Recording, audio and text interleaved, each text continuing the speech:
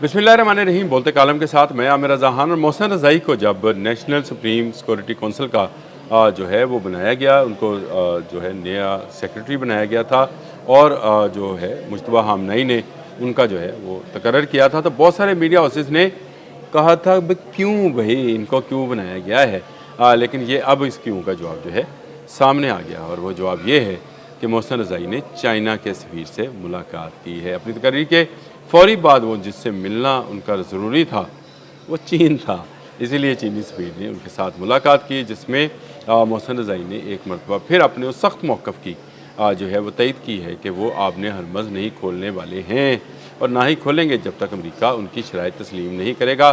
चीन strategically Iran का partner है। चीन की तमाम तेल की ज़रूरियात जो हैं या तवानाई की ज़रूरियात जो हैं उसका ज़्यादातर हिस्सा, या आप यूँ समझ लें 90% जो है वो ईरान से पूरा होता है, जो बैरूनी तौर पर वो चीन मंगवाता है। चीन में इस वक्त भी जो है शॉर्टेज इसलिए है कि आबने हरमज़ बंद है और चीन वो मुल्क है जो सबसे पहले चाहता है कि आबने हरमज़ खुले और उसकी तेल की जो बढ़ती कीमतें हैं वो कम हों ताकि लोगों को जो है रिलीफ दिया जाए।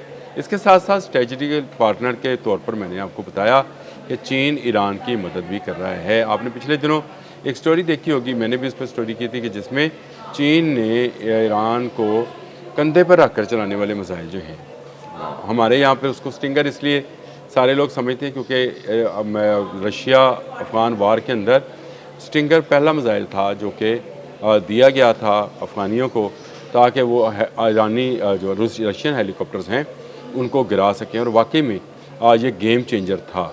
अब भी एक गेम चेंजर जो है मिसाइल सिस्टम जो कंधे पर रख के चलाया जाता है वो दिया गया है। इससे ड्रोन्स और हेलीकॉप्टर्स और निचली प्रवास करने वाले जहाज़ और इवन जो बहरी कश्तियाँ और कामाकाजी कश्तियाँ हैं जिनको उतारा गया है आबने हरमज़ में, उनको तबाह किया जा सकता है। एक्यूरेट निशाने पर लगती हैं और ज़बरदस्त एहतियात जो है वो दिया है।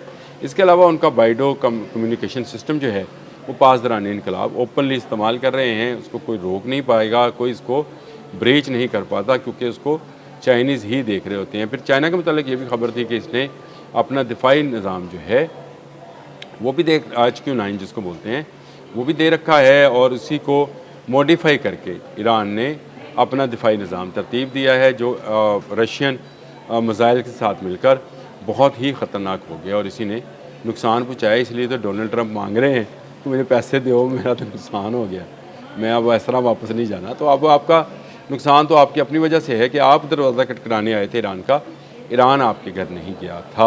आप आए थे यहाँ पे कुछ छीनने के लिए, आप आए हैं तो आप ही को यह जानना बढ़ना है, ईरान नहीं भरेगा। और चीन स्ट्रेटजिकल पार्टनर है। चीन सिर्फ इस मामले में नहीं है, चीन ने अमेरिका के दिए हुए 50 साल पुराने जहाज़ों को भी जो है वो काबिल इस्तेमाल रखा हुआ है ईरान के अंदर। ईरान में बहुत सारी दफाई सलाहियतें जो हैं वो सिर्फ़ और सिर्फ चीन की बदौलत हैं। और अब चीन के सफ़ीर की मुलाकात जो है मोहसिन रज़ाई के साथ और मोहसिन रज़ाई का अपने बयान को दोहराना जो है ये एक बड़ी ख़बर है। वो अमेरिकन सेंट्कॉम जो है ये कह रही है कि उसने जहाज़ वापस मोड़ा है या किया है, लेकिन अगर देखा जाए तो पसे पर्दा आबने हरमज़ की शिकस्त में चीन सबसे बड़ा जो है क्या उसको कहेंगे कि सबसे बड़ा जो है कारफरमा जो अंसर है वो चीन है। यानी सारी प्लानिंग जो है इस वॉर की चीन ने की, सैटेलाइट इमेजेस तक और इनके अड्डों की तक रसाई तक और तमाम जासूसी के निज़ाम तक कहा जाता है कि चीन ने मदद की। ये मैं नहीं कह रहा हूँ, ज़ेलेंस्की ने भी कहा, यूक्रेन के सदर ने, उसने भी यही बात कही थी कि चीन और रूस के सैटेलाइट्स जो हैं वो ईरान की अहदाफ को निशाना बनाने की जो है उस पर वो दस्तरस दे रहे हैं, जिससे ईरान सही निशाने बांध रहा है। चीन ने एक मरतबा फिर साबित किया है कि वो एक ऐसा मुल्क है जो कि मुश्किल वक्त में दोस्तों को छोड़ता नहीं है। जी हाँ, ईरान का दोस्त है चीन, तो चीन ने मुश्किल वक्त में भी नहीं छोड़ा है। देखें कि जैसे ही मोहसिन रज़ाई को नया ओहदा मिला जो कि बहुत अहम ओहदा है, सुप्रीम नेशनल सिक्योरिटी कौंसिल का सेक्रेटरी होना, ये बिल्कुल नेक्स्ट टू मुज्तबा हामनई है। अगर आप सुप्रीम कमांडर जो हैं मुज्तबा हामनई है तो उनके नेक्स्ट जो हैं उनके सेक्रेटरी हैं, ये ओहदा दिया गया और उस ओहदेदार की जानिब से आबने हरमज़ को बंद रखने का बयान एक ऐसे मौके पर जब चीनी सफ़ीर जो हैं उनसे मुलाकात करें। तस्वीर भी आ गई है, तस्वीर भी साथ लगा देते हैं, लेकिन ये एक बड़ी डेवलपमेंट है कि अमेरिका को और ज़्यादा परेशानी इस वक्त होगी, दांतों के नीचे पसीना आया होगा ट्रंप के। ट्रंप को चाहते हैं कि जी मुहदा हो जाए, बार बार वो दुहाइयाँ तो दे रहे हैं, मिन्नतें तो कर रहे हैं, लेकिन अंदाज़ उनका ज़रा डिफरेंट है। कभी वो मिन्नत करते हैं, फिर गजनी की तरह उनकी याददाश्त वापस आती है तो धमकी लगाते हैं। तो ये मामला जो है उनके साथ अब एक कन्फ्यूजन वाला बनता चला जा रहा है, और इसी कन्फ्यूजन में वो गलत फ़ैसले मुसलसल करते चले जा रहे हैं। और दूसरी तरफ चीन जो है ये अपना रोल जो है वो अदा कर रहा है।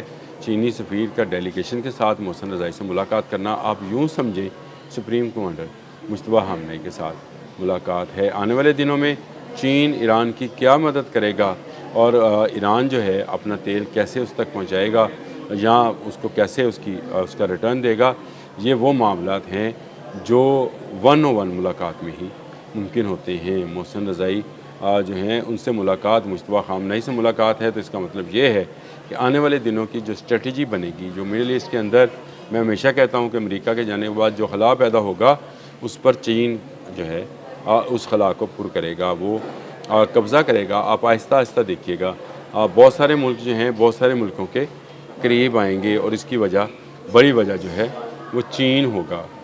चीन क्योंकि जानता है कि अमेरिका को ये शिकस्त जो है पाश पाश कर सकती है, उसका गरूर तोड़ सकती है, तोड़ तो दिया, खैर गरूर तो तोड़ दिया।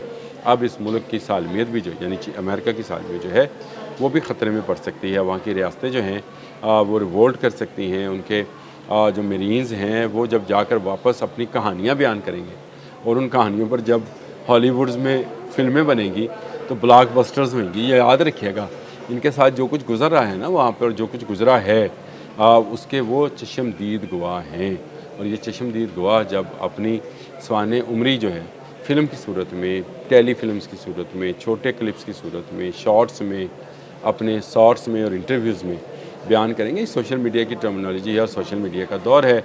जब इनके एक्स पर और इंस्टा पर और टिकटॉक पर, फेसबुक पर, यूट्यूब पर ये सारी चीज़ें चलेंगी तो उस वक्त अमेरिका में क्या कोहराम मचेगा उसका आपको अंदाज़ा नहीं है। मैंने ये कहा कि ये ब्लॉकबस्टर फिल्में होंगी। अभी तो ये दूसरी जंग अज़ीम की फ़िल्में बनाती हैं जिसमें जर्मनी का यूके के साथ मुकाबला था, उसमें ये अपने आप को एक फातिहा के तौर पर दिखाते हैं। पर्ल हार्बर वाले एक वाक़े के बाद ये एटम बम गिराता जापान पर दिखाते हैं जो इनका आजकल दोस्त है। लेकिन ये स्टोरी बिल्कुल डिफरेंट होगी। ये स्टोरी होगी कि कतर के अल अदीद एयरबेस पर क्या हुआ, बहरीन के 5th फ्लीट का क्या बना, कुवैत में अल सालम एयरबेस कैसे उड़ाई गई, इराक़ में जो है क्यों हमें कुर्दिस्तान से यानी कुर्द इलाके से निकलना पड़ा, अड्डा बंद करना पड़ा। ये वो चीज़ें हैं जो ये जाकर जब बयान करेंगे हॉलीवुड के अंदर तो इस पर ब्लॉकबस्टर्स फिल्में बना करेंगे। अब तक के लिए इतना ही। अल्लाह हाफ़िज़।